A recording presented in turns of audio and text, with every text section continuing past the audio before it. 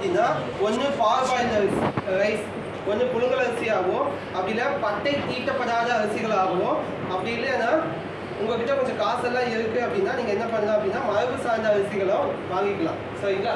So ஏன் அப்படின்னா அதுக்கு வெளிப்புற தோல், அந்த அரிசியை வந்து ஃபஸ்ட்டு என்ன பண்ணுவோம், மில்லிங் ப்ராசஸில் வெளிப்புற தோல் போயிடும். அதிலே விட்டமின் பி காம்ப்ளெக்ஸ் மட்டுமே போயிடும். விட்டமின் பி காம்ப்ளெக்ஸ் போனதை திருப்பி நான் பாலிஷ் பண்ணும்போது உள்ளே இருக்கக்கூடிய சுகர் சீக்கிரமாக ஸ்பைக் ஆகும். சாப்பிட்ட உடனே இமீடியட்டாக ரைஸ் ஆகும். அப்போது மரபு சார்ந்த அரிசிகளில் ஒவ்வொரு அரிசியும் ஒவ்வொரு கலரில் இருக்கும். ஒவ்வொரு கலருக்கும் ஒவ்வொரு நல்ல கெமிக்கல் அதில் இருக்குன்னு அர்த்தம். சிவப்பு கலர் அரிசி எதெல்லாம் இருக்கோ அதில் லைகோஃபின் அதிகமாக இருக்கும். அந்த லைகோஃபின் அப்படின்ற கண்டென்ட் என்ன பண்ணும் அப்படின்னா நம்மளுடைய ரத்த குழாய்களை பாதுகாக்கும். ரத்த குழாய்களை பாதுகாக்கும், இதயம் சம்மந்தப்பட்ட நோய்கள் வராமல் தடுக்கும். சரிங்களா? ஒவ்வொரு அரிசிக்கும் ஒவ்வொரு கலருக்கும் ஒரு எக்ஸாம்பிள் இது இருக்குது. நெக்ஸ்ட் மைதா பொருள். மைதானா டேரெக்டாக மைதா மட்டும் கிடையாது. பிஸ்கட்டாக இருக்கட்டும், மைதாவை பேஸ் பண்ணி எந்த பொருள் செஞ்சாலும் அதை நம்ம யூஸ் பண்ணக்கூடாது. ஏன் அப்படின்னா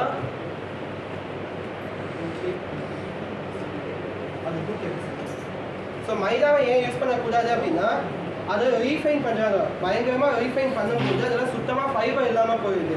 ஸோ அந்த ஃபைபர் இல்லாமல் போச்சு அப்படின்னா உள்ளுக்குள்ளே எவ்வளோ பிரச்சனை வருதுன்னு தெரியும். நம்ம சிம்பிளாக சொல்லணும்னு வச்சுக்கோங்களேன், போஸ்டர் ஒட்டுறாங்கல்ல, போஸ்டர் ஒட்டுறது ஆரம்ப காலத்தில் மைதாவை தான் ஃபுல்லாக குழச்சி ஒட்டை யூஸ் பண்ணுவாங்க. அப்போ அதை சாப்பிட்டா எப்படி இருக்கும் யோசிச்சு பார்த்துக்கோங்க.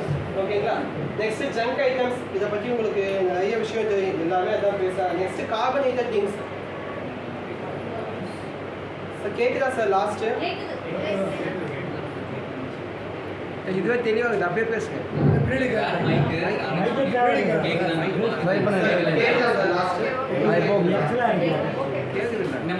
இது வேற மைக் வரும்.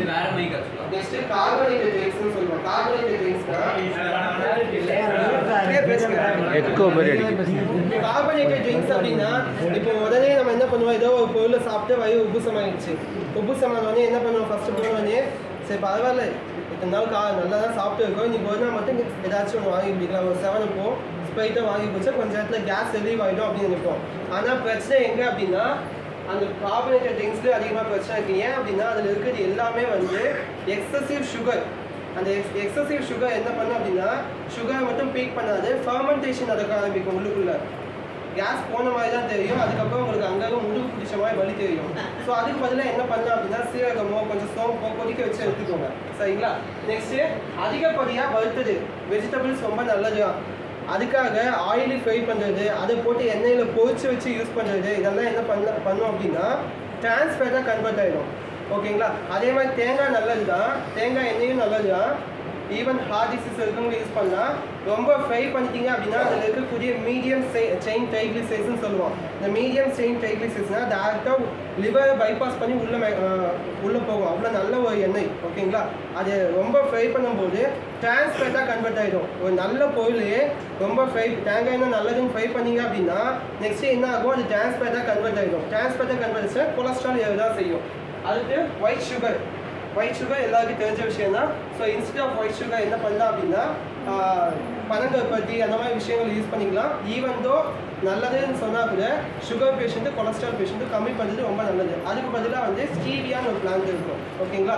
இனிப்பு துளசி முடிஞ்சால் அதெல்லாம் வீட்டில் கொஞ்சம் ஒரு 3 செடி 4 செடி வாங்கி வளங்க. சரிங்களா? அடுத்து செயற்கை கலவைகள்.